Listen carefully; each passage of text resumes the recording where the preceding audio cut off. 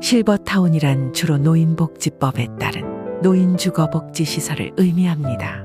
고령자들을 위해 의료시설과 체력단련 시설은 물론 식사관리나 생활편의 시설, 상업시설 등까지 갖춘 곳을 말하는데 실버타운, 실버주택, 노인주택, 노인복지주택 등으로도 불립니다. 한국은 초고령 사회로 접어들면서 노년의 시간을 보낼 시니어타운에 대한 관심도 더불어 커지고 있다고 합니다. 실버타운은 일반적으로 보증금 및 관리비, 생활비 등을 100% 개인이 부담하는 유료 양로시설과 유료 노인복지주택을 실버타운으로 이해하면 됩니다. 여기에 독립된 주거생활을 할 수 있는 만 60세 이상의 건강한 노인이라야 입소 가능하다고 합니다. 최근엔 경제적 여유가 있는 고령자들이 편한 노후 생활을 위해 선택하는 경우가 많아 인기가 높아지고 있습니다. 그러나 실버타운이라고 해서 다 좋은 것이 아니라 고를 때 꼭 살펴봐야 할 것들에 대해선 의외로 잘 모르는 분들이 많다고 합니다. 하여 실버타운을 고를 때 놓치면 반드시 후회하게 되는 5가지에 대해 소개해 드리겠습니다. 첫 번째, 본인 연령과 건강 상태를 정확하게 파악해야 합니다.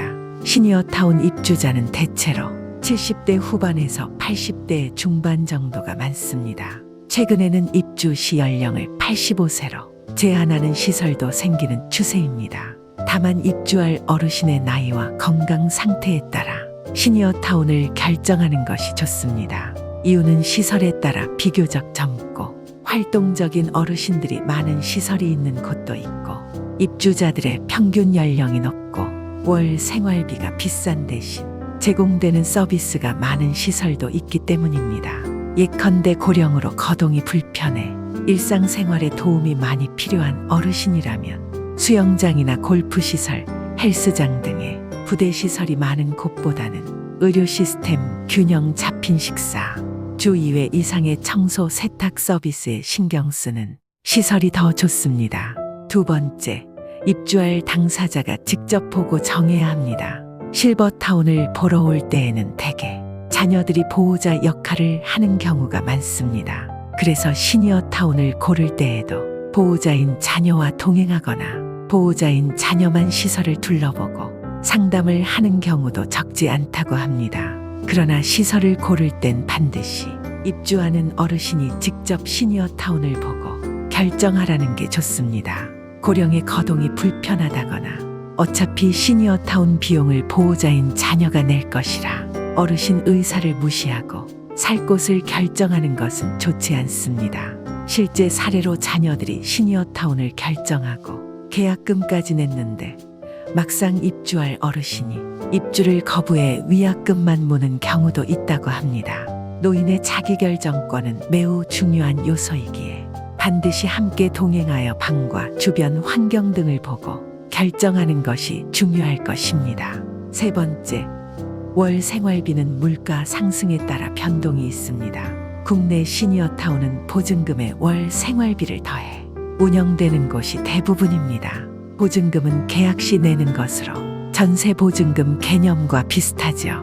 보증금은 처음 계약할 땐 목돈이 들어가지만 퇴소할 땐 돌려받을 수 있습니다. 하지만 문제는 월 생활비가 높다라는 것입니다. 현재 월 생활비가 200만 원이라고 해도 이 금액이 사는 내내 동일하지 않을 것입니다. 물가 상승률에 따라 보통 3에서 5% 정도 매년 생활비가 오를 수 있다는 점을 감안해야 한다는 말입니다. 따라서 현 월 생활비가 200만 원인 곳이라도 몇 년 뒤엔 몇십만 원, 그보다 더 차이가 날 수 있다는 점을 반드시 고려해야 할 것입니다. 이를 고려하지 않고 입주했다가 생활비 인상으로 더 저렴한 시설로 갈지를 고민하는 어르신이 적지 않다고 합니다. 네 번째, 비용 절감보다는 건강이 우선입니다. 시니어타운에는 내가 식사를 하지 않아도 의무 식수만큼 돈을 내야 하는 의무식이란 제도가 있습니다. 하루 3끼 월 90식 의무식이 있는 시설이 있는 곳도 있고 월 20에서 30식 등 의무식수는 다양한 편이라고 합니다. 의무식 외에 추가로 식사하는 비용은 식수만큼 생활비에 추가되는 구조입니다. 의무식은 시니어타운에겐 안정적 식당 운영 측면에서, 어르신들에겐 건강관리 측면에서 필요하기 때문에 나쁘게 볼 수는 없습니다. 더구나 시니어타운에서 식사를 하기 위해선 정해진 시간에 식당에서 모여 하기 때문에 어르신들이 밥 먹으면서 누군가와 이야기도 나누고 고립을 예방하는 효과도 있습니다. 또 추가 비용이 아까워서 식사를 안 하는 경우가 종종 있는데 이는 절대 바람직하지 않는 선택이라고 합니다. 이유는 돈을 아끼려다가 건강과 식사를 하며 오는 행복과 만남의 기회를 잃을 수 있기 때문입니다. 5번째, 가족 지인이 찾아오기 쉬운 곳으로 가세요. 마지막으로 접근성이 중요하다고 합니다. 즉 가족과 지인들이 찾아오기 쉬운 교통이 편리한 곳이 되겠습니다. 만약 자녀들이 부모를 만나러 오는데 시간이 많이 걸리고 접근성이 떨어진다면 부모를 만나러 오는 횟수가 자연스레 줄고 어르신들도 친구나 자녀를 만나러 밖으로 나가는 경우도 줄 수밖에 없습니다. 특히 입주 어르신들은 가지고 있는 차를 처분하고 입주하는 경우도 많아 인근역이나 버스 정류장까지 셔틀버스 등을 운영하는지 등 교통편을 꼼꼼히 확인하는 게 중요합니다.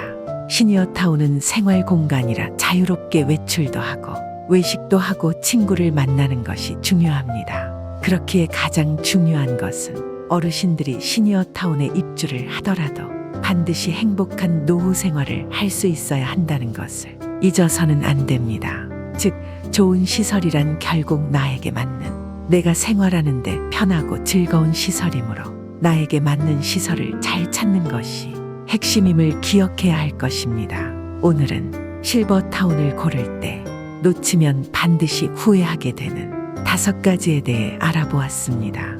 영상을 보시고 참 행복이 머무르는 곳으로 가시길 바라겠습니다. 끝까지 시청해 주셔서 감사합니다.